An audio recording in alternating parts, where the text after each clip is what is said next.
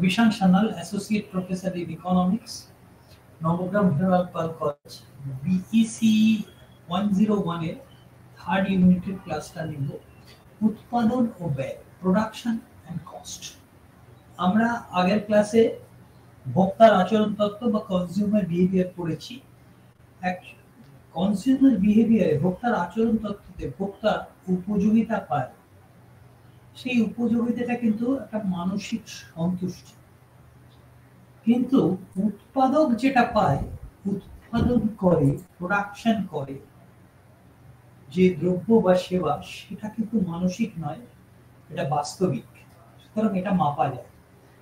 সেই জন্য ভোক্তার আচরণ তত্ত্বে আমাদের কিছু অনুমানের ভিত্তিতে এবং কিছুটা আইডিয়া করে, ধারণা করে ভোক্তার আচরণ সম্বন্ধে আমাদের তত্ত্বটা আমরা করি, যার জন্য সেটা একটু অপেক্ষাকৃত কঠিন। এই উৎপাদন তত্ত্ব অনেক অপেক্ষাকৃত সহজ, আর কিছু কিছু জায়গায় মিল আছে।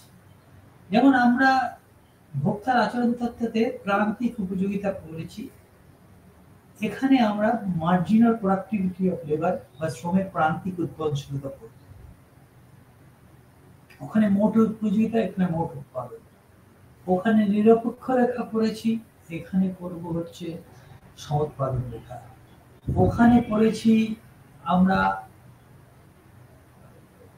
বাজেট রেখা, এখানে পড়ব আইসো কস্ট লাইন বা সমব্যয় রেখা।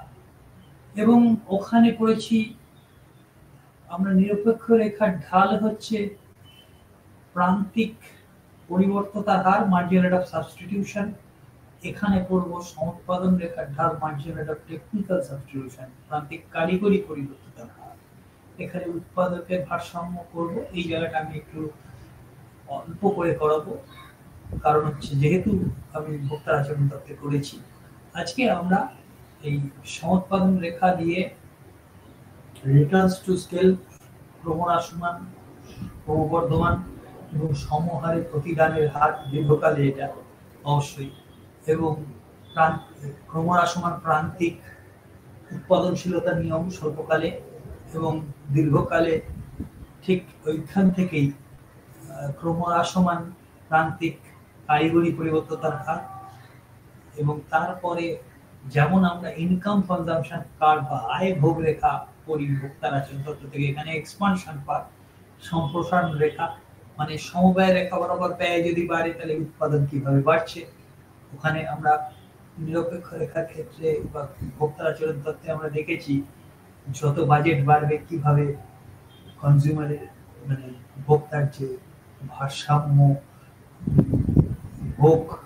ভোগের পরিমাণ দুটি দ্রব্যের বাড়ে, সেটা আমরা ধরি ইনকাম কনজাম্পশন কা বা আয় ভোগ রেখা দিয়ে। আচ্ছা, এই হচ্ছে আমাদের পুরো আজকের আলোচ্য বিষয়। আমরা এর পরে এখান থেকে আজকেই ব্যয় তত্ত্বে, স্বল্পকালীন এবং দীর্ঘকালীন ব্যয় তত্ত্বে ঢুকে যাব, এবং প্রান্তিক ব্যয় এবং গড় ব্যয়, স্বল্পকালীন, দীর্ঘকালীন গড় ব্যয় এবং প্রান্তিক ব্যয়, এবং এসএভিসি মানে স্বল্পকালীন গড় পরিবর্তনশীল ব্যয়, আর এসএমসি মানে স্বল্পকালীন প্রান্তিক ব্যয়, এবং এসএফসি স্বল্পকালীন স্থির ব্যয়। স্বল্পকালে স্থির ব্যয় থাকে, দীর্ঘকালে থাকে না, কারণ আমরা জানি দীর্ঘকালে সবই পরিবর্তনশীল। এইবার আমি আসল পড়ার এটাই বুঝছি। এবার উৎপাদন হলো উৎপাদনের উপাদানগুলিকে উপযোগিতা সম্পন্ন বিনিময়যোগ্য দ্রব্য বা সেবায় রূপান্তর করার পদ্ধতি। এই যে উৎপাদনের সংজ্ঞা, আমাদের কিন্তু এটা যখন CC3 করব, সেখানে ম্যাক্রো ইকোনমিক্স, সমষ্টিগত অর্থনীতি, তার শুরুতেও এই কনসেপশন লাগবে, এই ধারণা লাগবে।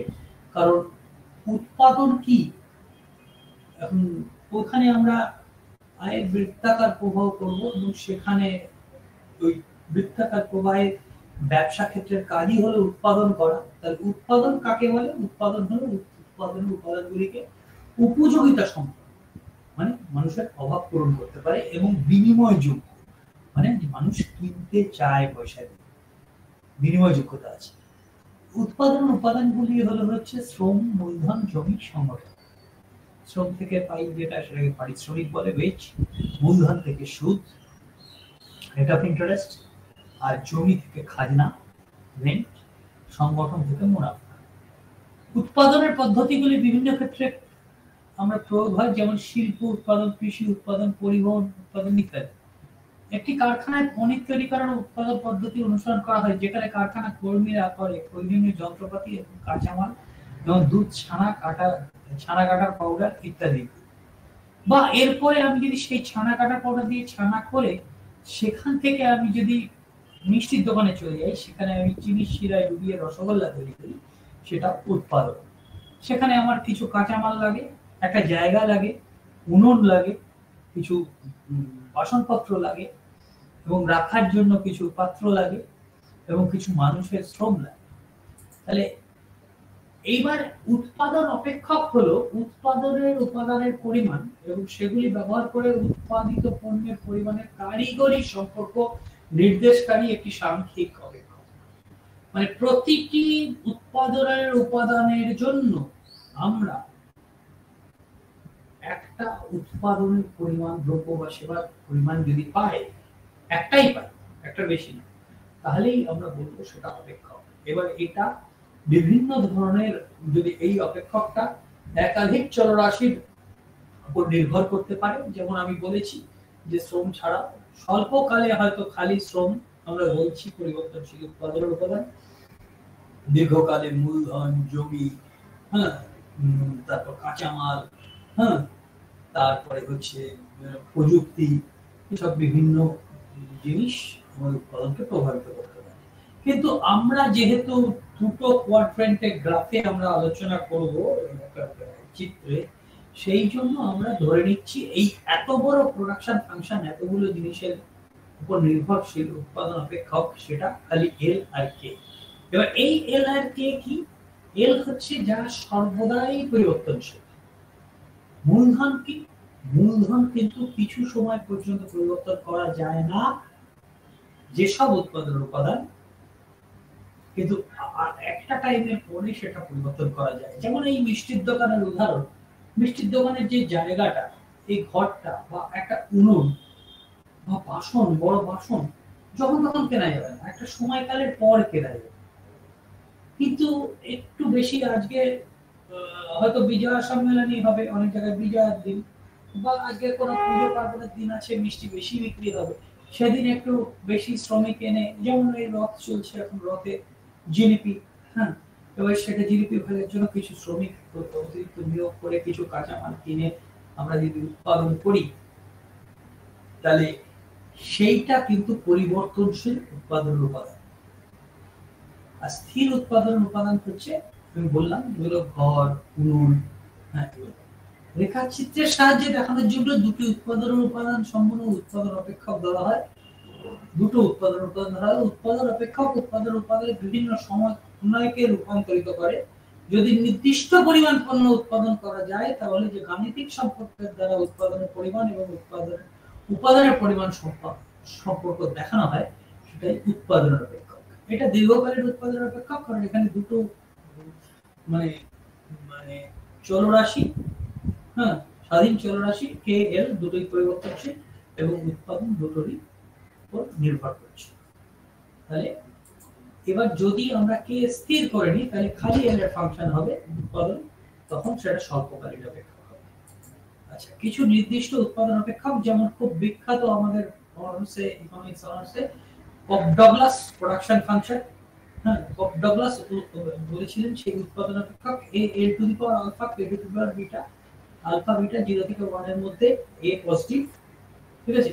এটা পরে আমরা বুঝতে পারবো যে এ হচ্ছে টেকনোলজি দেখায়, টেকনোলজিক্যাল ডেভেলপমেন্ট, আলফা হচ্ছে আউটপুট ইলাস্টিসিটি অফ লেবার, এটাও আমরা দেখবো, মানে চাহিদা, উৎপাদনের শ্রমের জন্য যে উৎপাদন চাহিদা, আর বিটা হচ্ছে মূলধনের জন্য যে উৎপাদন চাহিদা, এই উৎপাদনের স্থিতিস্থাপকতা, শ্রমের জন্য উৎপাদনের স্থিতিস্থাপকতা হচ্ছে আলফা, আর মূলধনের জন্য উৎপাদনের স্থিতিস্থাপকতা হচ্ছে বিটা। আচ্ছা, Q is equal to log L plus log K, এরকম একটা উৎপাদন অপেক্ষক ধরতে পারি। কনস্ট্যান্ট ইলাস্টিসিটি অফ সাবস্টিটিউশন উৎপাদন অপেক্ষকের উপরে আসবো। সিএস যেখানে প্রতিস্থাপক যোগ্য স্থিতিস্থাপকতা হচ্ছে স্থির, এ এইটা হচ্ছে এ এল কিউব প্লাস বিটা বি কে স্কয়ার। স্বল্পকালীন এবং দীর্ঘকালীন উৎপাদন, স্বল্পকালে কিছু উৎপাদনের উপাদান স্থির আর কিছু পরিবর্তনশীল, যেমন একটি কৃষক তার শ্রম, কাঁচামাল ইত্যাদি পরিবর্তন করতে পারে যে কোনো সময়, কিন্তু চাষের জমির পরিমাণ, ট্রাক্টরের মতো যন্ত্রপাতি ইত্যাদি পরিবর্তন করতে যে সময় লাগে সেটা কৃষি ক্ষেত্রের দীর্ঘকাল। এটা নয় যে দীর্ঘকাল মানে 5 বছর, 4 বছর, 7 বছর, এরকম বিভিন্ন ক্ষেত্রে দীর্ঘকাল বিভিন্ন রকম হতে পারে। মানে দীর্ঘকাল মানে এমন সময়কালে যে সময়কালটা সেই উৎপাদনের ক্ষেত্রে সমস্ত উৎপাদনের উপাদান পরিবর্তন করার জন্য যথেষ্ট। স্বল্পকাল হলো সেই সময়কাল যেখানে কিছু উৎপাদন উপাদান পরিবর্তন করা যায় না, স্থির থাকে, আর কিছু পরিবর্তনশীল। তাহলে এখান থেকে আমরা বুঝতে পারছি যে যখন আমি ব্যয় করতে যাব তখন স্বল্পকালে স্থির ব্যয় থাকবে এবং পরিবর্তনশীল ব্যয় থাকবে, কিন্তু দীর্ঘকালে পুরোটাই পরিবর্তনশীল। দীর্ঘকালে সব উৎপাদনের উপাদান পরিবর্তনশীল, তাহলে ব্যয়টাও পুরোটাই পরিবর্তনশীল ব্যয়। স্বল্পকালে পরিবর্তনশীল উৎপাদনের নিয়ম বা ক্রমহ্রাসমান প্রাকৃতিক উৎপাদনের নিয়ম প্রযোজ্য, law of diminishing marginal productivity. হ্যাঁ, প্রান্তিক পরিবর্তনতার হারও বলে এটাকে। হ্যাঁ, ক্রমহ্রাসমান প্রান্তিক পরিবর্তনতার হার, পরিবর্তনতার হার। দীর্ঘকালে উৎপাদনের প্রতিদান প্রযোজ্য, দীর্ঘকালে উৎপাদনের প্রতিদান। আমরা যদি দ্বিগুণ করি শ্রম, মূলধন, সমস্ত উৎপাদনের উপাদানকে, তাহলে দ্বিগুণ যদি হয় উৎপাদনের পরিমাণ, দ্বিগুণ করার জন্য উৎপাদন উপাদান, সবকটা উৎপাদন উপাদান, তাহলে সেটা হবে হচ্ছে সমহারে উৎপাদনের প্রতিদান। যদি দ্বিগুণের বেশি বাড়ে উৎপাদন, তাহলে হচ্ছে ক্রমবর্ধমান হারে উৎপাদনের প্রতিদান, আর যদি দ্বিগুণের কম বাড়ে তাহলে হচ্ছে ক্রমহ্রাসমান হারে উৎপাদনের প্রতিদান। ঠিক আছে? তাহলে উৎপাদনের উপাদান শতকরা সমানভাবে বাড়লে মোট উৎপাদনের পরিমাণ, উৎপাদনের উপাদানের শতকরা বৃদ্ধির হার থেকে বেশি বাড়লে ক্রমবর্ধমান মাত্রা বৃদ্ধির প্রতিদান বলে। স্বল্পকালে মোট গড় এবং প্রান্তিক উৎপাদন, ঠিক আছে? মোট উৎপাদন হচ্ছে কি, মানে যেটা উৎপাদন করছি আমি, বিভিন্ন উৎপাদন ব্যবহার করছি। গড় উৎপাদন হচ্ছে কিউ বাই এল, মানে প্রতি একক উৎপাদনের উপাদানের উৎপাদনের পরিমাণ। ঠিক আছে? মানে এক ইউনিট শ্রমের জন্য যে আউটপুট তৈরি হচ্ছে, প্রতি একক শ্রমের জন্য কেস কি, এটা হচ্ছে শ্রমের গড় উৎপাদনশীলতা, গড় উৎপাদন। আবার এল স্থির রেখে যদি আমরা প্রতি একক মূলধনের জন্য কি উৎপাদন হচ্ছে সেটা যদি করি, তাহলে সেটা হচ্ছে এপিকে, মানে মূলধনের গড় উৎপাদনশীলতা। প্রান্তিক উৎপাদন এমপিএল, এক অধিক একক উৎপাদনের মানে যে উৎপাদন বাড়ছে, প্রতি একক শ্রম বৃদ্ধির জন্য যে উৎপাদন বৃদ্ধি পাচ্ছে, এটা যদি আমরা ডিসক্রিট কেসে ধরি, চেঞ্জ ইন আউটপুট মানে উৎপাদনের পরিবর্তন ডিভাইডেড বাই শ্রমের পরিবর্তন, মানে এক ইউনিট শ্রমের পরিবর্তনের জন্য কতটা উৎপাদনের পরিবর্তন হবে। আর ক্যালকুলাসের ভাষায় এটা হয়ে যাবে del Q by del I, যে পার্শিয়াল ডেরিভেটিভ আমরা এখানে ব্যবহার করছি। হ্যাঁ, কারণ হচ্ছে এটা কনস্ট্যান্ট ধরে নিচ্ছি। dq বাই dl হবে যদি স্বল্পকালীন উৎপাদন অপেক্ষক হয়, কে আগে থেকে স্থির করে দিই। ঠিক আছে? অন্যান্য উৎপাদন উপাদান বা প্রযুক্তি স্থির রেখে যদি শুধু একটি উৎপাদনের উপাদান, এখানে শ্রম, এক একক বৃদ্ধি হয়, তার ফলে উৎপাদনের পরিমাণ যে পরিমাণ বৃদ্ধি পায় তাকে প্রান্তিক উৎপাদনশীলতা। ক্রমহ্রাসমান পার্তে পরিবর্তনতা, কারিগরি পরিবর্তনতার হার, এটা ক্রমহ্রাসমান কারিগরি পরিবর্তনতার হার হবে। আচ্ছা, এবার উৎপাদনের ক্ষেত্রে আমরা কারিগরি ব্যাপারটা ব্যবহার করি। ক্রমহ্রাসমান কারিগরি পরিবর্তন হার দেখায় যে যখন স্বল্পকাল পরিবর্তনশীল উৎপাদনের উপাদান অধিক মাত্রায় ব্যবহৃত হয় একটি নির্দিষ্ট পরিমাণ স্থির উৎপাদনের উপর, তখন মোট উৎপাদন প্রথমে ক্রমবর্ধমান হারে বৃদ্ধি পেল, পরে তা ক্রমহ্রাসমান হারে বৃদ্ধি পায়। কিন্তু তার মানে কি, প্রান্তিক উৎপাদনশীলতা সবসময় ধনাত্মক, কিন্তু প্রান্তিক উৎপাদনশীলতা প্রথমে ক্রমবর্ধমান, তারপরে ক্রমহ্রাসমান। ক্রমহ্রাসমান পরিবর্তনতার হার কিছু অনুমানের উপর ভিত্তি করে প্রতিষ্ঠিত হয়। প্রযুক্তি স্থির, দুটি উৎপাদনের উপাদান, স্বল্পকালে মূলধন স্থির কিন্তু শ্রম পরিবর্তনশীল, অথচ দীর্ঘকালে শ্রম মূলধন উভয় পরিবর্তনশীল, উৎপাদন অপেক্ষক সমজাতীয়। ঠিক আছে? মানে যদি আমি উৎপাদনের উপাদানগুলিকে দ্বিগুণ করি, তাহলে সেই দ্বিগুণটা আলাদা হয়ে যাবে উৎপাদনের পরিমাণ থেকে।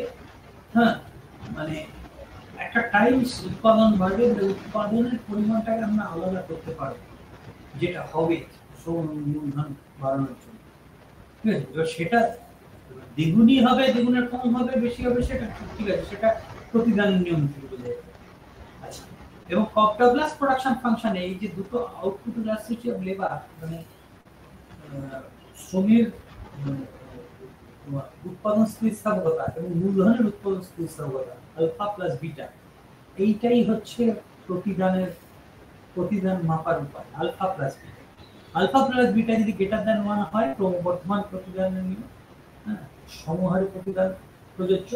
আর যদি লেস দ্যান 1 হয়, একের থেকে কম হয় আলফা প্লাস বিটা, তাহলে হচ্ছে ডিক্রিজিং রিটার্ন টু স্কেল বা ইনক্রিজিং কস্ট, মানে ক্রমহ্রাসমান প্রতিদানের নিয়ম বা ব্যয় বৃদ্ধির নিয়ম। উৎপাদনের দাম স্থির, মানে ডাব্লিউ আর আর স্থির। এবার স্বল্পকালে গড় এবং প্রান্তিক উৎপাদন যদি আমরা ডিসক্রিটলি আঁকি, এরকম ধরনের একটা রেখা পাবো। যখন এমপি, একটা জিনিস, যখন প্রান্তিক গড়ের থেকে বেশি, তখন গড় কিন্তু বাড়বে, সে যে কোনো জায়গায় হোক, কস্টে হোক, উৎপাদনে হোক, যে কোনো জায়গায়। প্রান্তিক যদি গড়ের থেকে বেশি হয়, গড় বাড়বে। যেমন আমি একটা খুব সহজ উদাহরণ দিয়ে বলতে পারি, একটা ক্লাসে 20 জন ছাত্রছাত্রী আছে, তাদের গড় হাইট হচ্ছে 5 ফুট 6 ইঞ্চি। একটা 6 ফুটের ছেলে বা মেয়ে ঢুকলো এই ক্লাসে, তাহলে সে হচ্ছে প্রান্তিক। তার ফলে তার গড়, ক্লাসের যে গড় উচ্চতা, সেটা বেড়ে যাবে। যদি 5 ফুটের একটা ছেলে বা মেয়ে ঢোকে, তাহলে গড় উচ্চতা ক্লাসে কমে যাবে। তার মানে প্রান্তিক গড়ের থেকে বেশি হলে গড় বাড়বে, প্রান্তিক গড়ের সমান হলে গড় একই থাকবে। গড় তখন আমরা এখানে বলছি সর্বাধিক গড়, এই পয়েন্টটা গড় সর্বাধিক, ঠিক আছে। আর টিপি সর্বাধিক যখন এমপি = 0, এই যে এইখানে টিপি সর্বাধিক। এই দুটো পয়েন্ট খুব ইম্পর্টেন্ট। এরপরে আমরা দেখব তিনটে স্তর উৎপাদনের। এই অবধি হচ্ছে প্রথম স্তর, এইখান এই অবধি হচ্ছে দ্বিতীয় স্তর, এই 4 থেকে 7 অবধি, হ্যাঁ, আর তারপরে হচ্ছে তৃতীয় স্তর। আমরা এবার চলে যাই তিনটে স্টেজে। টিপিএল ক্রমবর্ধমান হারে বৃদ্ধি পায়। টিপিএল এখানে ক্রমবর্ধমান হারে বৃদ্ধি পাচ্ছে। উপরের ছবিটা দেখাইনি, আগের এর স্লাইডটায় আছে উপরের ছবিটা। হ্যাঁ, ক্রমবর্ধমান হারে বৃদ্ধি পাচ্ছে। এই যে এই ঢালটা বাড়ছে ক্রমাগত, তার মানে প্রান্তিক উৎপাদনশীলতাও বাড়ছে। এই ঢাল বাড়া মানে প্রান্তিক উৎপাদনশীলতা উপর দিকে যাবে। তারপরে প্রান্তিক উৎপাদনশীলতা এক সময় নামতে শুরু করেছে, মানে ক্রমহ্রাসমান হারে মোট উৎপাদন বাড়ছে, ঠিক আছে, ক্রমহ্রাসমান হারে বাড়ছে। এবং প্রান্তিক উৎপাদনশীলতা কমতে শুরু করার সময় গড় উৎপাদন সর্বাধিক, কারণ হচ্ছে গড় উৎপাদনকে উপর থেকে প্রান্তিক উৎপাদন ছেদ করতেই হবে। কেননা প্রান্তিক, আমরা বললাম, যদি গড়ের থেকে বেশি হয় গড় বাড়ে, আর প্রান্তিক যদি গড়ের থেকে কম হয় গড় কমে, ঠিক আছে। তাহলে এমপিএল বৃদ্ধি পায় ক্রমহ্রাসমান হারে, এপিএল বৃদ্ধি পায় এবং এই স্তরের শেষে সর্বাধিক হয়। প্রথম স্তরের শেষে এপিএল সর্বাধিক হয়, গড় উৎপাদনশীলতা সর্বাধিক। দ্বিতীয় স্তর কি? টিপিএল ক্রমহ্রাসমান হারে বৃদ্ধি পায় এবং এই স্তরের শেষে সর্বাধিক হয়, টোটাল প্রোডাক্টিভিটি সর্বাধিক হয় এই যে শেষে। তার মানে কি, প্রান্তিক উৎপাদনশীলতা শূন্য হয়ে যায়, তারপরে ঋণাত্মক হয়ে যায়। এমপিএল হ্রাস পাওয়া শুরু করে আগের স্তরের শেষে, এইখান থেকে কিন্তু প্রথম স্তর থেকে হ্রাস পাওয়া শুরু করেছে, দ্বিতীয় স্তরে হ্রাস পাচ্ছে, ঠিক আছে। এবার শেষে শূন্য হয়ে যায়, আর এপিএল হ্রাস পায়। এই স্তরটা পুরোটাই এপিএল হ্রাস পায়, মানে গড় উৎপাদনশীলতা হ্রাস পায়। টিপিএল হ্রাস পেতে শুরু করে, মোট উৎপাদন কমতে শুরু করে, মার্জিনাল প্রোডাক্টিভিটি ঋণাত্মক, প্রান্তিক উৎপাদনশীলতা ঋণাত্মক এবং গড় উৎপাদনশীলতা হ্রাস পেতে থাকে। তাহলে ক্রমহ্রাসমান পরিবর্তন হারের একটা তালিকা দেখিয়েছি। 0 ইউনিট লেভেলে 0 আউটপুট, 20 ইউনিট লেভেলে 20 আউটপুট, মার্জিনাল প্রান্তিক উৎপাদনশীলতা 20 - 0 20, 50 - 20 30, 75 - 50 25। তাহলে প্রান্তিক উৎপাদনশীলতা প্রথমে বাড়ছে, তারপরে কমছে, কমে এইখানে এসে যেটা হলো তোমার গড় উৎপাদনশীলতা এখানে কত, 25, 75/3। এখানে প্রান্তিক উৎপাদনশীলতা 25, এই দুটো সমান, ঠিক আছে। এই দুটো সমান মানে হচ্ছে গড় উৎপাদনশীলতা এখানে সর্বাধিক হয়ে গেছে। 95/4 দেখো, এটা 25 এর কম। 100/4 হলে 25 হয়, তাহলে 25 এর কম, তাহলে এখানে সর্বাধিক হয়ে গেছে তার মানে এইখানটায় আমরা ফার্স্ট স্টেজ শেষ করে ফেলেছি। দ্বিতীয় স্তরে এবার এসেছি। দ্বিতীয় স্তরে কি হচ্ছে? প্রাকৃতিক উষ্ণতা ক্রমহ্রাস সমান, গড় উষ্ণতাও ক্রমহ্রাস সমান। ঠিক আছে? 120/6 দেখো 20। হ্যাঁ, এখানে আরো কমলো। এইবার এইখানে এসে প্রাকৃতিক উষ্ণতা শূন্য, দ্বিতীয় স্তর শেষ, তৃতীয় স্তর শুরু। প্রাকৃতিক উষ্ণতা যেখানে ঋণাত্মক এবং মোট উৎপাদন একই সর্বাধিক হচ্ছে, সর্বাধিক হয়ে এবার হ্রাস পাচ্ছে। এইটা হচ্ছে তারপরে তৃতীয় স্তর শুরু, পার্ট ইউনিট লেবার শ্রম। ঠিক আছে? আর প্রথম স্তর শুরু হলো থেকে, প্রথম স্তর প্রথম থেকেই শুরু হলো। প্রথম স্তর শেষ হলো কোথায়? প্রথম স্তর শেষ হলো 3 ইউনিট শ্রমে, যেখানে গড় উৎপাদনশীলতা এবং প্রাকৃতিক উৎপাদনশীলতা সমান এবং গড় উৎপাদনশীলতা সর্বাধিক। এবং এইখানে এসে দ্বিতীয় স্তর শেষ হলো, দ্বিতীয় স্তর শুরু হয়ে এবার এখানে এসে দ্বিতীয় স্তর শেষ হলো। আটেকাকে এবার একটা উৎপাদক কোন স্তরে উৎপাদন করবে? আমরা বুঝতেই পারছি যে প্রথমে স্থির উৎপাদন উপাদান নিয়োগ করে দিয়েছে। তাহলে এই স্থির উৎপাদনের উপর যেহেতু নিয়োগ করে ফেলেছে, তাহলে এখানে থামার কোনো জায়গা নেই, কারণ তার গড় উৎপাদনশীলতা বাড়ছে, সে পরিবর্তনশীল উৎপাদন উপাদান নিয়োগ করেই যাবে, বাড়িয়ে যাবে। কিন্তু যেই সে এই স্তরে চলে এলো, তৃতীয় স্তরে, যে আমার পরিবর্তনশীল উৎপাদন নিয়োগ করলে আমার মোট উৎপাদন বাড়ছে না, উল্টে কমেও যেতে পারে, তখন আমরা নিয়োগ বন্ধ করবো। তাহলে তৃতীয় স্তরে আমরা যাব না, প্রথম স্তরে দাঁড়িয়ে থাকবো না, বাড়িয়ে যাবো শ্রমিক। তাহলে আমরা কোথায় উৎপাদন করবো? দ্বিতীয় স্তরে। এবার দ্বিতীয় স্তরে কি হচ্ছে? দ্বিতীয় স্তরে আমরা জানি, দ্বিতীয় স্তরে গড় উৎপাদনশীলতা ও প্রাকৃতিক উষ্ণতা ক্রমহ্রাস। এটাই হচ্ছে ক্রমহ্রাস সমান প্রাকৃতিক তোমার কারিগরি পরিবর্তনের হ্রাস এর নিয়ম। পরিবর্তনশীল উপাদানের প্রান্তিক উৎপাদন হ্রাস পাওয়ার প্রাথমিক কারণ হলো স্থির উৎপাদনের উপাদান। আসলে স্থির উৎপাদনের উৎপাদনের স্বল্পকালে নির্দিষ্ট উৎপাদন ক্ষমতা আরোপ করে। একটি খাবার হোটেলে রান্নার যন্ত্রপাতি, বসন কোসন, রান্নার ও বসার জায়গা নির্দিষ্ট। হোটেল যখন অতিরিক্ত শ্রমিক নিয়োগ করে, রান্নার জায়গায় ভিড় হয়। অতিরিক্ত কর্মী নিয়োগ খাবার উৎপাদন বাড়ালেও শ্রমিক প্রতি প্রান্তিক উৎপাদন হ্রাস পায়, যত স্থির উৎপাদনের উৎপাদন ক্ষমতার দিকে পৌঁছে। তার ক্ষমতা একটা সীমিত। তারপরে আর পরিবর্তনশীল উৎপাদন নিয়োগ করলে কি হবে? ধরো একটা ইন্টারনেট ক্যাফে আছে, 4টে কম্পিউটার আছে, আমি ধরে নিলাম যে আমি দুটো স্লটে 16 ঘন্টা খোলা রাখি কম্পিউটার, 8 ঘন্টা ডিউটি করে। তাহলে 4টে কম্পিউটার আছে, 8 ঘন্টা দুটো স্লটে যদি খোলা রাখি, তাহলে 8 জনের উপরে শ্রমিক নিয়োগ করলে কি হবে? গল্প করে সময় নষ্ট হবে। গল্প করে সময় নষ্ট হলে কি হবে? তার উৎপাদনশীলতা তো থাকবেই না, উল্টে অন্যের উৎপাদনশীলতা ক্ষতিগ্রস্ত হবে। প্রান্তিক উৎপাদনশীলতা ক্রমহ্রাস সমান। ঠিক আছে? তাহলে উৎপাদনের 3টে স্তর। প্রথম স্তরের বৈশিষ্ট্য, দ্বিতীয় স্তরে আমি তৃতীয় স্তর বলেছি। তাহলে দ্বিতীয় স্তরকে আমরা বলবো অর্থনৈতিকভাবে উৎপাদনের সম্ভাব্য স্তর। ঠিক আছে?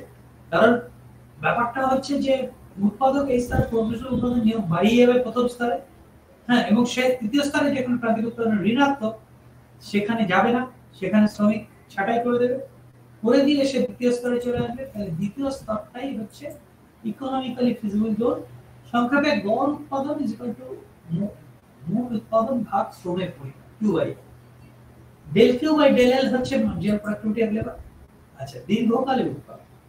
দীর্ঘকালে সব উৎপাদনের উপাদান পরিবর্তনশীল, তাহলে উৎপাদকের সর্বোত্তম উৎপাদন সম্মেলন ঠিক করতে আমাদের সমুৎপাদন রেখা ব্যবহার করতে হবে।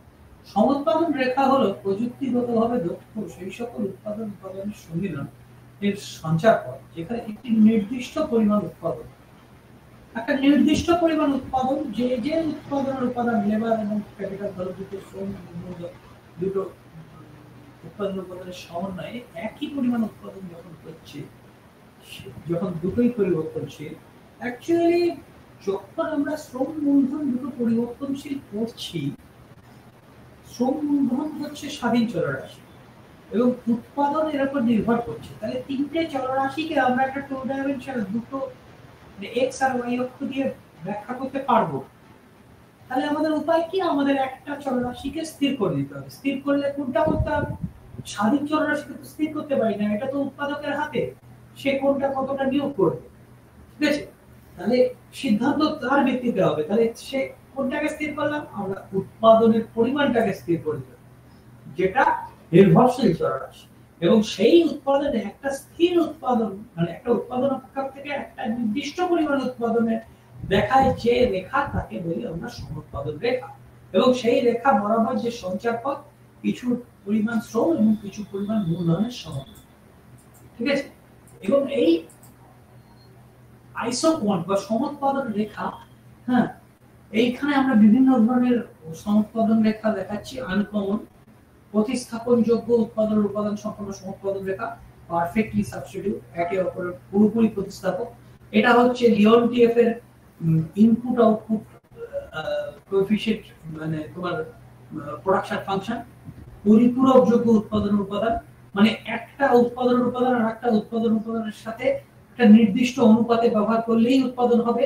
মানে ধরো 3 ইউনিট লেবার এবং 4 ইউনিট ক্যাপিটালে 1 ইউনিট উৎপাদন।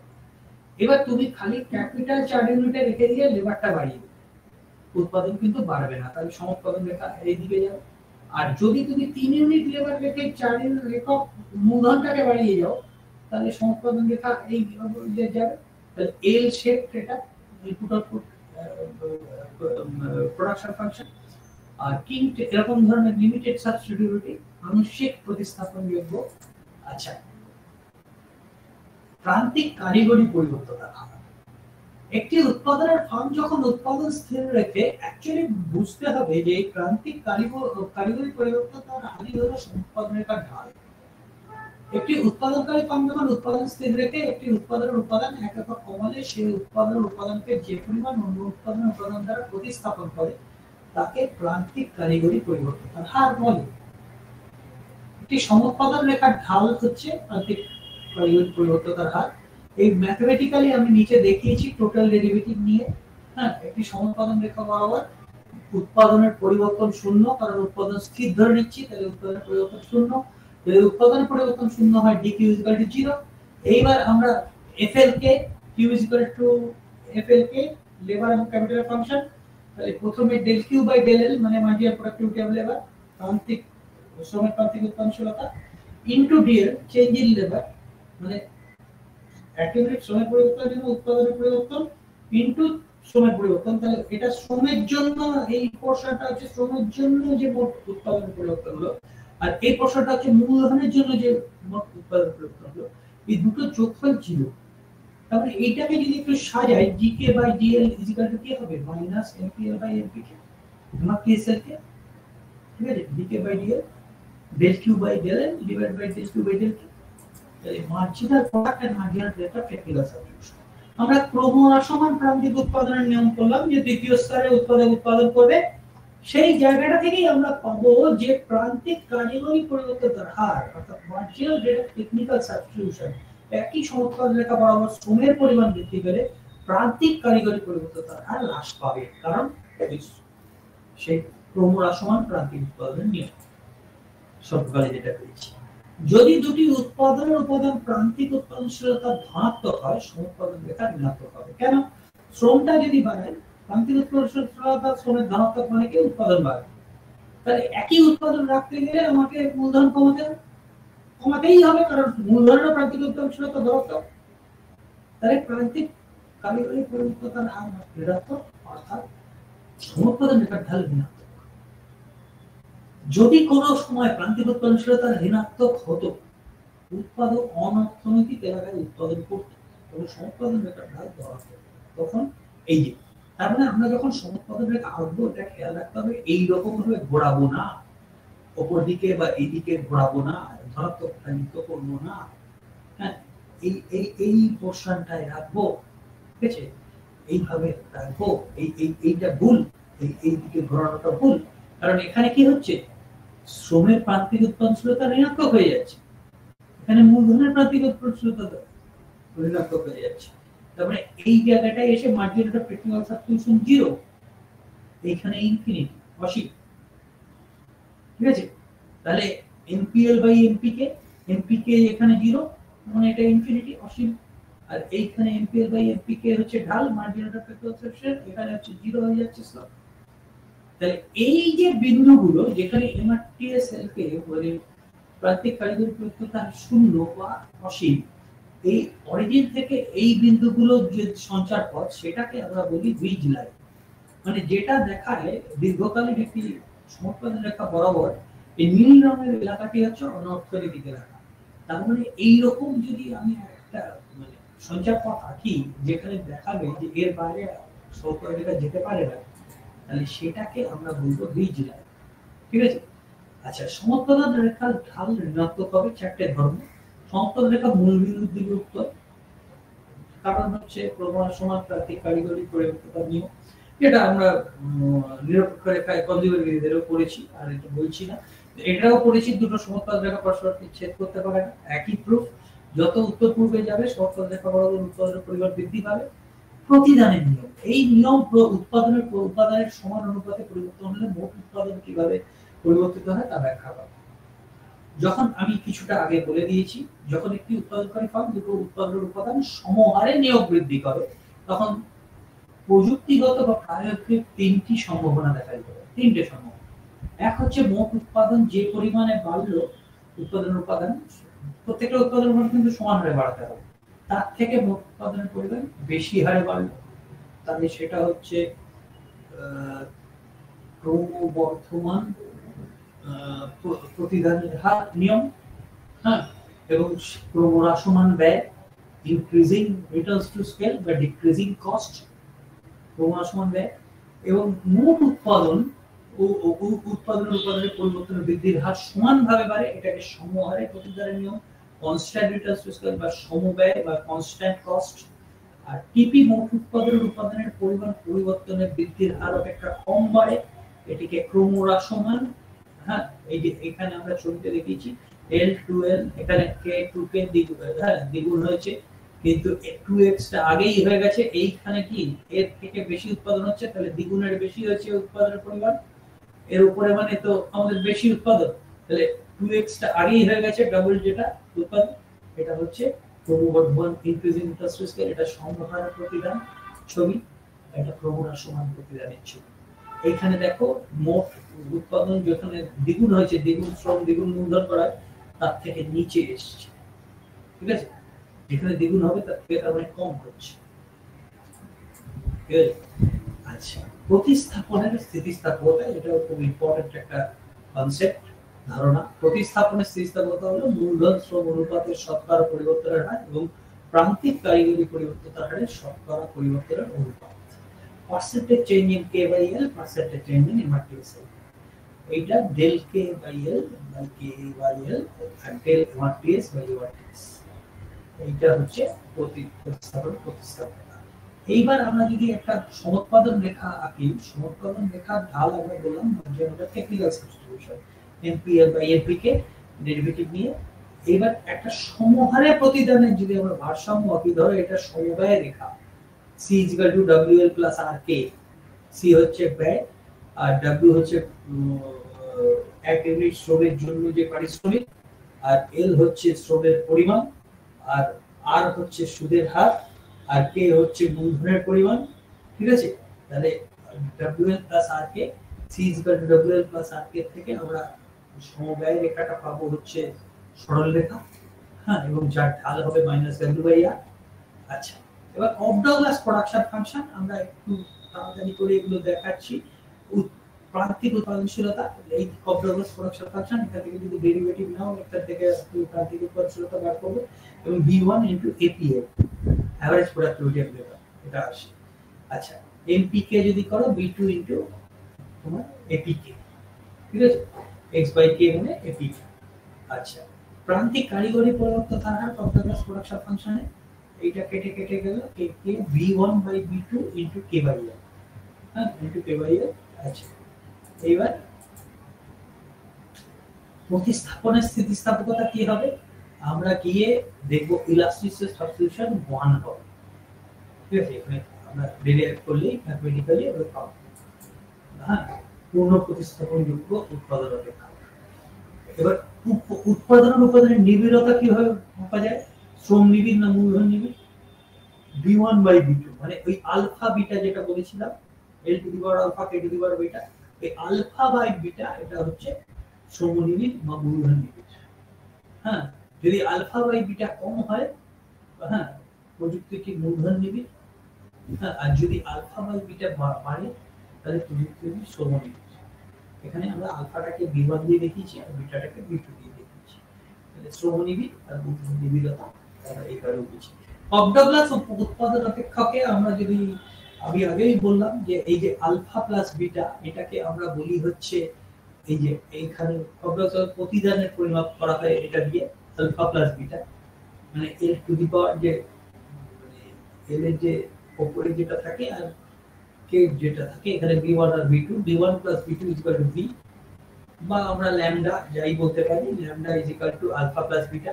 তাহলে এবার সেই জায়গাটা থেকে আমরা সমজাতীয় অপেক্ষক হলো সেই অপেক্ষক যার দুটো উৎপাদন উপাদানকে আলফা ল্যামডা দিয়ে গুণ করলে সেই ল্যামডাকে উৎপাদন অপেক্ষক থেকে সম্পূর্ণ পৃথক করা যায়, তাকে বলে মানে পুরো আলাদা করে দেওয়া যাবে, উৎপাদনটা আলাদা আর এই ল্যামডার পোর্শনটা আলাদা, সেটা হচ্ছে সমজাতীয় অপেক্ষক। তাহলে এবার এই ল্যামডা যদি গ্রেটার দ্যান 1 হয়, ইনক্রিজিং রিটার্নস টু স্কেল বা ডিক্রিজিং কস্ট, আজকেই ব্যয় তোমরা বুঝতে পারবে বা পরের দিন বুঝতে পারবে যে আমরা যখন একটা ব্যয় রেখা ক্রমহ্রাসমান হয় তখন decreasing cost R increasing returns to scale বলি দীর্ঘকালীন গড় ব্যয় রেখা। হ্যাঁ, আর যখন একদম সর্বনিম্ন অবস্থায় আসে, হ্যাঁ, দীর্ঘকালীন গড় ব্যয় রেখা তখন হচ্ছে কনস্ট্যান্ট রিটার্নস টু স্কেল বা সমহারে প্রতিদান বা সমহারে ব্যয়। আর যখন ডিক্রিজিং রিটার্নস টু স্কেল হয় তখন ক্রমবর্ধমান ব্যয়। হ্যাঁ, তাহলে হচ্ছে long run average cost of কার্ভটা তখন উপরে উঠতে থাকে। আচ্ছা, তাহলে আমরা এইভাবে এখান থেকে পেলাম সমহারে প্রতিদান। আচ্ছা, এইবার ফার্মের ভারসাম্য, সমোৎপাদন রেখা হলো, সমবায় রেখা হলো, এইবার আমরা ফার্মের ভারসাম্যে আসছি। একটা ফার্মের উদ্দেশ্য কি? মুনাফা সর্বাধিক, আয় ব্যয়ের পার্থক্য সর্বাধিক, ঠিক আছে? প্রফিট আয় মাইনাস ব্যয়, প্রফিট ইজ ইকুয়াল টু আয় মাইনাস ব্যয়। দ্রব্যের দাম স্থির, পারিশ্রমিক ডাব্লিউ মূলধন স্থির, উৎপাদন উপাদান স্থির। হ্যাঁ, তাহলে এবার ফার্ম কিভাবে সর্বোত্তম উৎপাদন সম্মেলন করবে? দুটো রাস্তা আছে, ইনফ্যাক্ট তিনটে রাস্তা আছে। আপাতত আমি প্রোডাকশন কস্ট থিওরিতে দুটো রাস্তা দিয়ে দেখাই। সেটা হচ্ছে উৎপাদন মুনাফা সর্বাধিক করা, এটা আরেকটা রাস্তা, এটা মার্কেটে আমরা দেখব বাজারে যখন যাব। মুনাফা সর্বাধিক দুভাবে করা যায়। উৎপাদক কি করতে পারে? এখানে উৎপাদন করতে আমরা যোগান বা উৎপাদকের বিহেভিয়ার স্টাডি করছি। আগে আমরা চাহিদা বা ভোক্তার আচরণ পড়েছি, এরপরে দুজন গিয়ে যেখানে ইন্টারঅ্যাক্ট করবে বাজার তত্ত্ব করব, ঠিক আছে? এবার এখানে আমি কিন্তু চাহিদার কথাটা ভাবছি না, সেই জন্যই আমি বললাম যে মুনাফা সর্বাধিকটাকে আমরা দুভাবে এখানে ধরছি। একটা হচ্ছে সে কি করছে, একটা নির্দিষ্ট ব্যয়ে মানে সর্বাধিক উৎপাদন করছে, ঠিক আছে? তাহলে এইটা, এবং কারণ হচ্ছে কি সর্বাধিক উৎপাদন পি স্থির যেহেতু, তার মানে কি px * x - c হচ্ছে মুনাফা। তাহলে x মানে স্থির রেখে যদি x বাড়াও তাহলে এই px x - c এটা বাড়বে, ঠিক আছে? এবং সেইভাবে সে কোনটা l কোনটা k এটা সিদ্ধান্ত নিচ্ছে। আউটপুট ম্যাক্সিমাইজেশন মানে উৎপাদন সর্বাধিক নির্দিষ্ট ব্যয়, ন্যূনতম ব্যয় আরেকটা রাস্তা কি, ন্যূনতম ব্যয় নির্দিষ্ট পরিমাণ উৎপাদন, নির্দিষ্ট উৎপাদনটা ঠিক রাখা। এবারে ব্যয়টা যতটা কম করা যায় সেই ব্যয় দিয়ে আমরা ডিসাইড করলাম যে কোন শ্রম কোন মূলধন সম্মেলনে ব্যয়টা সবথেকে কম হবে, সেই পরিমাণ আমরা ব্যয় করব, ঠিক আছে? তাহলে মিনিমাইজেশন অফ কস্ট মানে ব্যয় সর্বনিম্ন করা, নির্দিষ্ট পরিমাণ উৎপাদন, ঠিক আছে? এই যে WL প্লাস RK টাকে মিনিমাইজ করা subject to output cost rate, PX স্থির, তার মানে আউটপুটটাকে যদি স্থির রাখো তোমার এই পুরোটাকে একটা নির্দিষ্ট উৎপাদনে তুমি ব্যয় সর্বনিম্ন করতে পারো। এবার আমি ছবিটা গ্রাফিক্যালি দেখাচ্ছি, ন্যূনতম ব্যয় নির্দিষ্ট পরিমাণ উৎপাদন। তখন আমরা কি করছি, সমবায় রেখাটাকে সরাচ্ছি, সরিয়ে সরিয়ে আমরা দেখছি যেখানে ট্যানজেন্ট মানে স্পর্শক হচ্ছে সমবায় রেখা এবং সমোৎপাদন রেখা, মানে W/R হচ্ছে সমবায় রেখার ঢাল, আমি বলেছিলাম -W/R বা W/R ই ধর, মাইনাস সাইনটা দুটোরই মাইনাস যখন আমি ইগনোর করছি। আর মার্জিনাল ডট টেকনিক্যাল সাবস্টিটিউশন মানে MPL বাই MPK এটা হচ্ছে সমোৎপাদন রেখার ঢাল। তাহলে এইবারে হচ্ছে তোমার যদি এটা করো তাহলে যখন এই দুটো সমান এবং সেখানে আমরা জানি সমবায় রেখা হচ্ছে সরল রেখা, তার মানে এর ঢালটা স্থির, আর মার্জিনাল রেট অফ টেকনিক্যাল সাবস্টিটিউশনটা হচ্ছে ক্রমহ্রাসমান, মানে প্রান্তিক কারিগরি পরিবর্তনতার হার ক্রমহ্রাসমান, তার মানে এটা হচ্ছে মূল বিন্দু থেকে উত্তল সমতল রেখাটা যদি হয় তাহলে এটা ম্যাক্সিমাম মান, সেকেন্ড অর্ডার কন্ডিশনটাও কনস্ট্যান্ট অফ কনভেনশন স্যাটিসফাই করবে। দ্বিতীয় যে শর্ত, প্রথম শর্ত হচ্ছে W/R = MPL/FE, মানে সমোৎপাদন রেখা সমবায় রেখাকে স্পর্শ করবে। এবং সে এখানে কি করছে, আমরা যখন সমবায় রেখা অনেকগুলো আছে তার মানে কি ব্যয়টা কমিয়ে বাড়িয়ে সে ব্যয়টা সর্বনিম্ন করছে একটা নির্দিষ্ট উৎপাদনে। আর যখন আমরা কিন্তু এই যে এইটা হচ্ছে সমোৎপাদন রেখার ঢাল আর সমবায় রেখার ঢাল সমান, এবং দ্বিতীয় শর্ত কি সমোৎপাদন রেখা মূল বিন্দুর দিকে উত্তল। এইবারে আরেকটা হচ্ছে এই যে সমোৎপাদন রেখা সরাচ্ছি, একটা যদি সমবায় রেখা আঁকতাম তাহলে হচ্ছে উৎপাদন সর্বাধিক নির্দিষ্ট হবে, আগে আমি এঁকেছি এটা। আচ্ছা, এবার সম্প্রসারণ রেখা কি, এইবারে আমি যদি এই বিভিন্ন যে ভারসাম্য উৎপাদকের যেখানে সমোৎপাদন রেখা এবং সমবায় রেখা স্পর্শ করছে এই বিন্দুগুলো সঞ্চার পথ আঁকি, ভারসাম্য বিন্দু এ বি সি কে যদি কানেক্ট করে দিই, ও বিন্দু এ বি সি কানেক্ট করে দিই, তাহলে কি হবে, একটা ধরো Q1 500 ইউনিট আউটপুট, 300 ইউনিট ব্যয়, 400 ইউনিট ব্যয়ে 700 ইউনিট আউটপুট উৎপাদন, 300 ইউনিট ব্যয় করে 500 ইউনিট উৎপাদন, 400 ইউনিট ব্যয় করে 700 ইউনিট উৎপাদন, 500 ইউনিট ব্যয় করে 900 ইউনিট উৎপাদন, মানে এই সমোৎপাদন রেখা 900 ইউনিট দেখাচ্ছে, এই সমোৎপাদন রেখা 700 ইউনিট দেখাচ্ছে, সমোৎপাদন রেখা 500 ইউনিট দেখাচ্ছে, 500 একক দেখাচ্ছে। এবার এই সমবায় রেখা 300 একক দেখাচ্ছে, এই সমবায় রেখা 400 টাকা দেখাচ্ছে, এই সমবায় রেখা 500 টাকা দেখাচ্ছে। তার মানে এই সম্প্রসারণ পথ দিয়ে প্রথম আমরা ব্যয় অপেক্ষকের একটা ধারণা পাবো, মানে ব্যয় এবং উৎপাদনের পরিমাণের একটা সম্পর্ক হতে পারে এটা দেখতে পাবো। এবং এই সম্প্রসারণ পথ ব্যয় বাড়ালে কিভাবে উৎপাদন ভারসাম্য অবস্থায় বাড়ছে সেটাই হচ্ছে সম্প্রসারণ পথ। দীর্ঘকালীন সম্পর্ক লং রান এক্সপানশন পাথ। এবার short run expansion, short run expansion কি, ক্যাপিটাল স্থির, খালি তুমি এবার বাড়াচ্ছ, তাহলে এটা স্বল্পকালীন সম্প্রসারণ, এই যে এই রেখা বরাবর, ঠিক আছে। কিন্তু লং রান এক্সপানশন মানে দুটোই পরিবর্তনশীল, তারপরে এটা হচ্ছে আমাদের সম্প্রসারণ রেখাটাই হচ্ছে দীর্ঘকালীন সম্প্রসারণ। আচ্ছা, short run expansion for plant size 60, এটা 70 প্ল্যান্ট সাইজের জন্য, প্ল্যান্ট সাইজটাকে তাহলে আমরা কে ধরছি, ঠিক আছে, কে হচ্ছে প্ল্যান্ট সাইজ যেটা স্থির স্বল্পকালে দীর্ঘকালে বাড়বে, এই যে 60 ইউনিটের জন্য এটা 70 ইউনিট।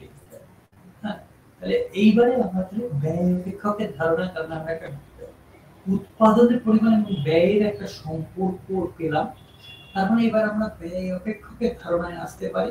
মোট ব্যয়, উৎপাদনের পরিমাণ, প্রযুক্তি এবং উৎপাদনের দাম, হ্যাঁ, পিএফ মানে price of factors of production, উৎপাদনের দাম, যেটা WR এরকম শ্রমে আমি বলেছি আগে, শ্রমের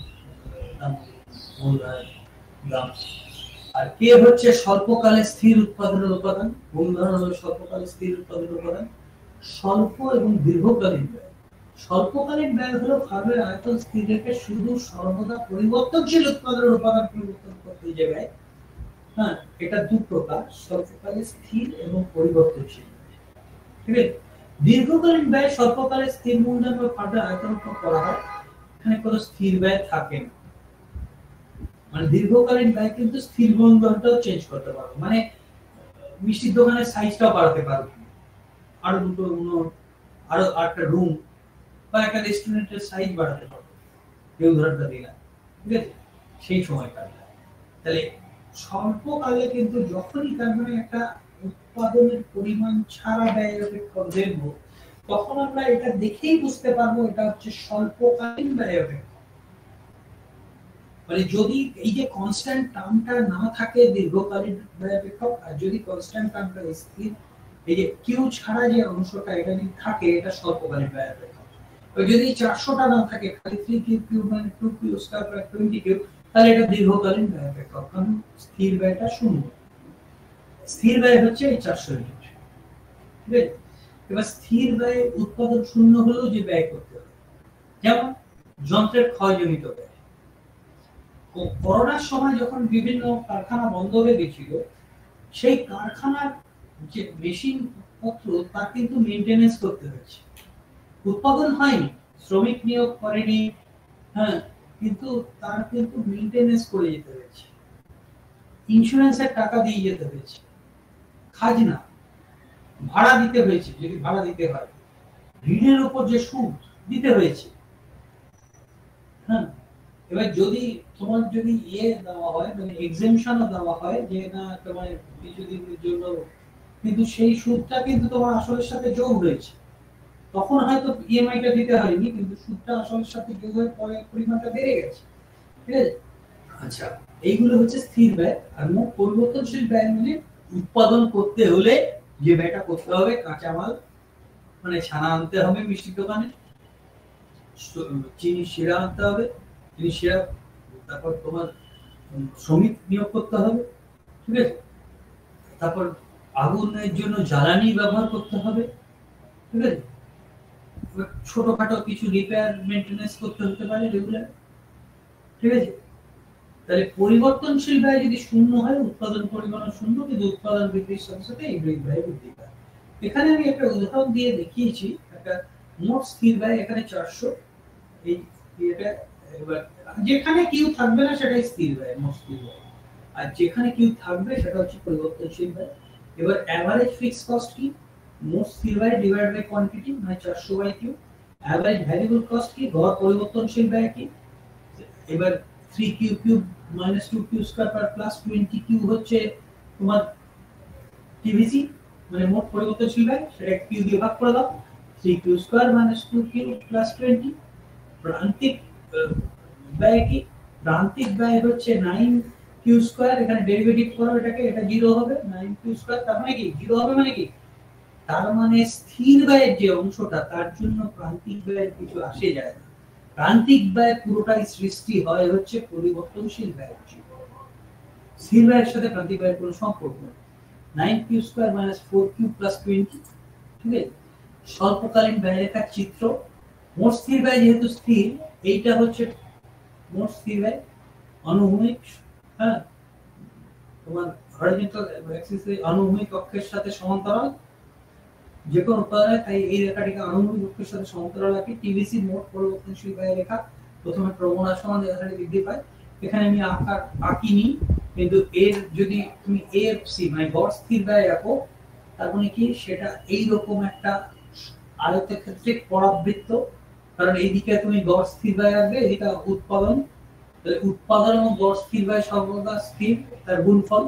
তার মানে কি একটা আয়তক্ষেত্র ওই রেখা বরাবর যেটা তৈরি হবে তার ক্ষেত্রফল সবসময় সমান, তার মানে ঋণাত্মক দ্বারাযুক্ত, ওটা হচ্ছে আয়তক্ষেত্রিক পরাবৃত্তের আকৃতি, গড় স্থির ব্যয়ের আকৃতি।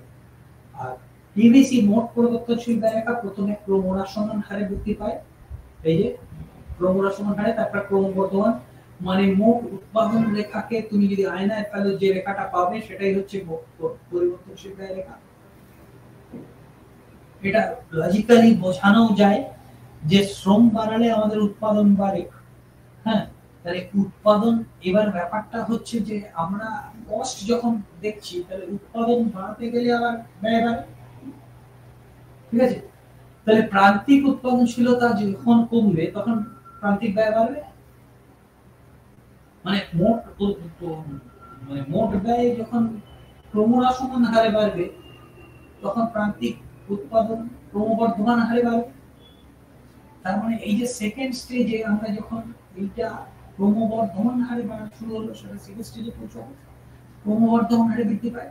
এই রেখা মোট উৎপাদন রেখার আয়না চিত্র, আয়নায় রাখলে এইবার এইটা আর এইটা যোগ করে যেটা পাচ্ছি, এইটা হচ্ছে টোটাল কস্ট, মোট পরিবর্তনশীল ব্যয়, মোট স্থির ব্যয়কে যোগ করলে মোট ব্যয়, মোট স্বল্পকালীন ব্যয় পাচ্ছি। ঠিক আছে? তাহলে এইখানে আমি একটা উদাহরণ দিয়ে বুঝিয়েছি। ফিক্সড কস্টটা দেখো, আয়োগরা 10, আউটপুট 0 থেকে 10 হচ্ছে, টিভিসি 0 থেকে 30, এটা হচ্ছে কি 10 প্লাস 30 40, তাহলে এখানে আউটপুট 20, তাহলে টিভিসি হচ্ছে তোমার 50, এইখানে 30 ইউনিট হচ্ছে প্রান্তিক ব্যয়, 30 মাইনাস 0, এখানে 20 ইউনিট। দেখো টিএফসি এর উপর কিন্তু নির্ভর করছে না প্রান্তিক ব্যয়, কারণ ব্যয়টা পরিবর্তন হচ্ছে কেস জন্য। মোট পরিবর্তনশীল ব্যয়।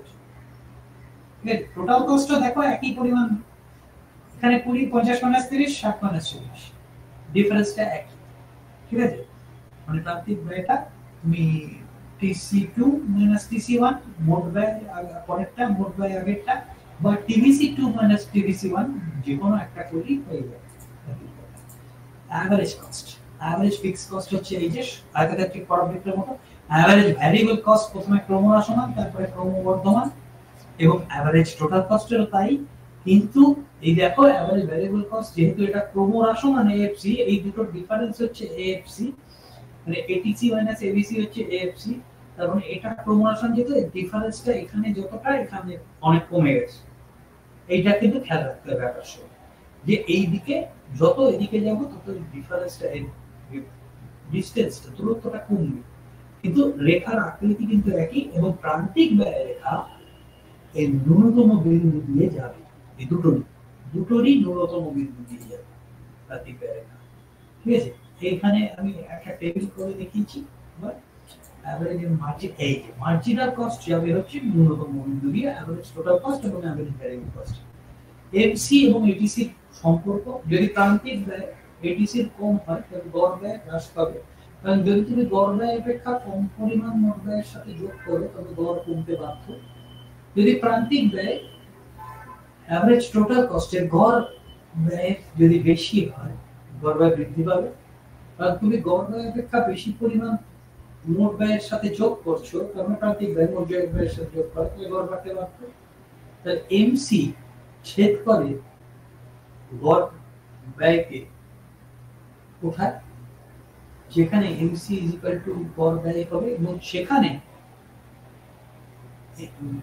মানে গড় মোট ব্যয় এবং গড় পরিবর্তনশীল ব্যয় দুটোই ন্যূনতম হবে মিনিমাম পয়েন্টে, কারণ তার আগে এমসি কি ছিল, গড় ব্যয়, গড় পরিবর্তনশীল ব্যয়, গড় মোট ব্যয় দুটোই ক্রমহ্রাসমান ছিল, এমসি ওদের থেকে নিচে ছিল, কম ছিল, সেই জন্য এরা ক্রমহ্রাসমান ছিল।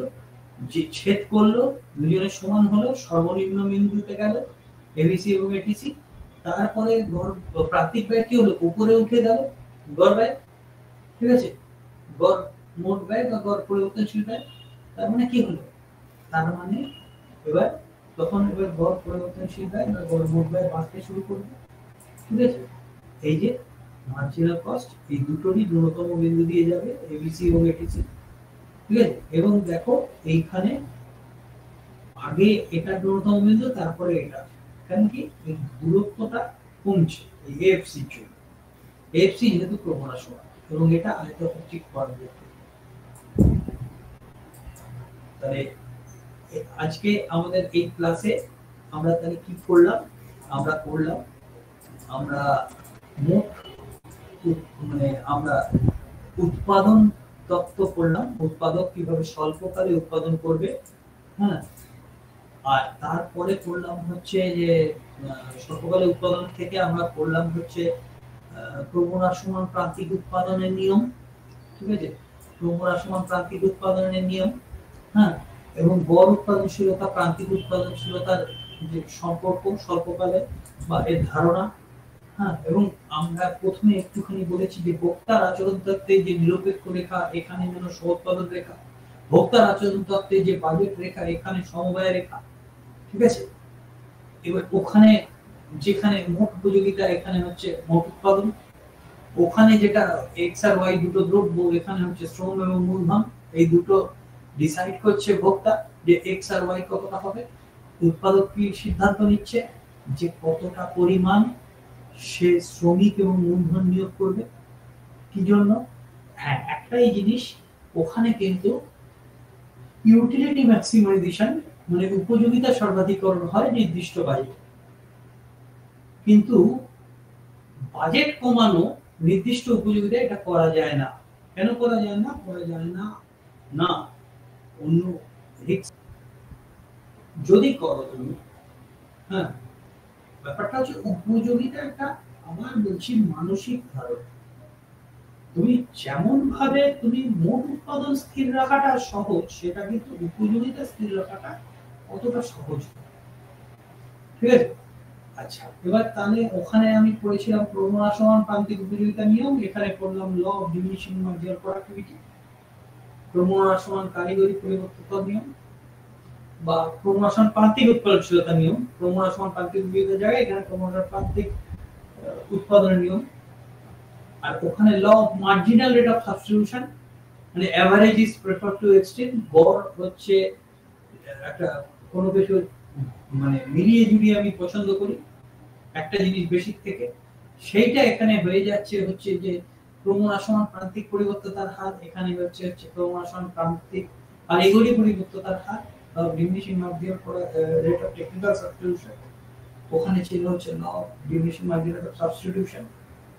এবার ওখানে মার্জিনাল রেট অফ সাবস্টিটিউশনের আমাদের কনসেপ্ট লেগেছে, হ্যাঁ, প্রান্তিক পরিবর্ততার হার, এখানে প্রান্তিক কারিগরি পরিবর্ততার হার marginal rate of technical substitution. ওখানে মার্জিনাল রেট অফ সাবস্টিটিউশন ছিল mu(x) / mu(y), মানে দুটো প্রান্তিক উপযোগিতার অনুপাত। এখানেও তোমার প্রান্তিক কারিগরি পরিবর্ততার হার দুটো প্রান্তিক উৎপাদনশীলতার অনুপাত MPL/MPK। তাহলে প্রোডিউসারের এবার ইকুইলিব্রিয়ামটা কিভাবে হয়? দুভাবে হয় মুনাফা সর্বাধিক। একটা হচ্ছে উৎপাদন স্থির রেখে ব্যয়কে সর্বনিম্ন করা, তখন আমি সমবায় রেখাকে সরাবো আর সমুৎপাদন রেখা একটা নির্দিষ্ট রাখবো। আর একটা কি, আর একটা হচ্ছে উৎপাদন সর্বাধিক নির্দিষ্ট ব্যয়, তখন সমুৎপাদন রেখাকে সরাবো, একটা সমবায় রেখা রাখবো। এবার যেই ভারসাম্য হলো, এবার তাহলে এবার বিভিন্ন ধরনের ব্যয় বৃদ্ধি পেলে এবার বিভিন্ন ধরনের ভারসাম্য হতে, বিভিন্ন জায়গায় ভারসাম্য হতে পারে।